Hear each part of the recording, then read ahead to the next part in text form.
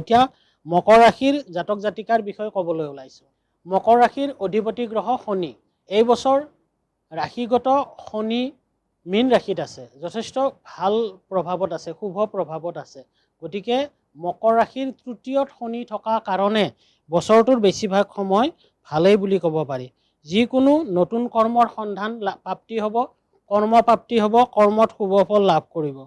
কৰ্মস্থানত শত্ৰুৱে কিছু অশান্তি দিব, প্ৰবল নহয়, শত্ৰুৱে একো কৰিব নোৱাৰে, কৰ্মপ্ৰাপ্তি হ'ব। কৰ্ম ব্যৱস্থাৰ কাৰণে গৃহত অলপ কিছু অশান্তি হ'ব। কৰ্ম ব্যৱস্থা ব্যস্ততা অতি বৃদ্ধি পাব কাৰণে গৃহত আপোনাৰ আত্মীয় স্বজন বা অন্যান্য মানুহৰ লগত যোগাযোগ অলপ কিছু কমিব পাৰে, তাৰ কাৰণে অলপ সাৱধান থাকিব। মনৰ বিপৰীতে কৰ্ম বদলীকৰণ আছে, গতিকে বদলীকৰণক লৈ অলপ অশান্তি পাব পাৰে। উপাৰ্জনৰ ক্ষেত্ৰত বেয়া নহয়, উপাৰ্জনৰ ক্ষেত্ৰত শুভ, উপাৰ্জন শুভ, যিদৰে উপাৰ্জন শুভ সঞ্চয়ো শুভ, সঞ্চয় যথেষ্ট শুভ। সা সম্পত্তিৰ যোগ আছে। এই বছৰত আপুনি নতুন সা সম্পত্তি ক্ৰয় কৰিব পাৰিব। যান বাহন, মাটি, ঘৰ ইত্যাদি আপুনি ক্ৰয় কৰিব পাৰিব। প্ৰেম প্ৰণয়ৰ ক্ষেত্ৰত কনিষ্ঠৰ পৰা বাধা আহিব। কনিষ্ঠৰ পৰা সাধাৰণ বাধা যদিও প্ৰবল বাধা নহয়। প্ৰেম প্ৰণয়ৰ ক্ষেত্ৰত শুভ ফল, প্ৰেমানন্দ, প্ৰেমাস্পদৰ কাৰকতা দেখা যায়। বিবাহৰ যোগাযোগত বিপৰীত মনৰ বিপৰীতে হোৱা সূচায়। বিবাহ পাতো নাপাতোকৈ মনৰ খুদুৱনি খেলি মেলি থাকিব যদিও বিয়াখন সুন্দৰকৈ পাৰ হৈ যাব। গতিকে অলপ সাৱধানতাৰে সুসিদ্ধান্তৰ মাজত আহিবৰ কাৰণে চেষ্টা কৰিব।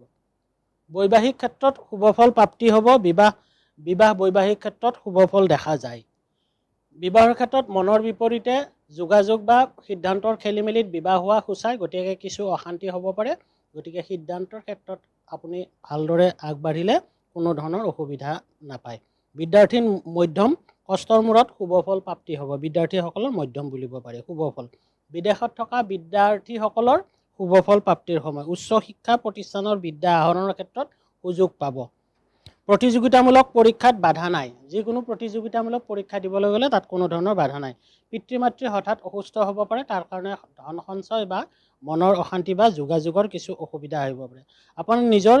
আপোনাৰ নিজৰ পুৰণি ৰোগে কষ্ট দিয়াৰ সম্ভাৱনা আছে। সাধাৰণ আঘাত যোগ আছে। সাধাৰণ আঘাত যোগে কিছু কষ্ট দিব পাৰে।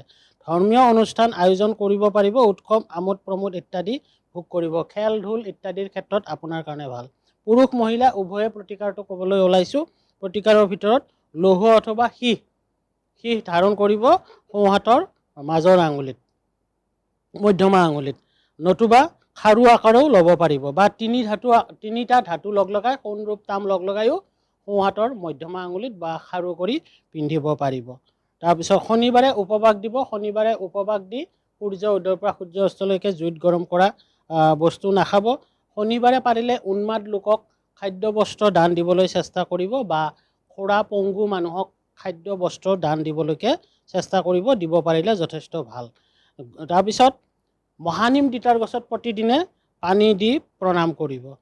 সন্ধিয়া ভাগত 8 গছি মিঠাতেলৰ চাকি, সন্ধিয়া সময় এটা আছে 5 বজাৰ পৰা 8 বজাৰ ভিতৰত সন্ধিয়া মিঠাতেলৰ চাকি 8 গছি জ্বলাব লাগে।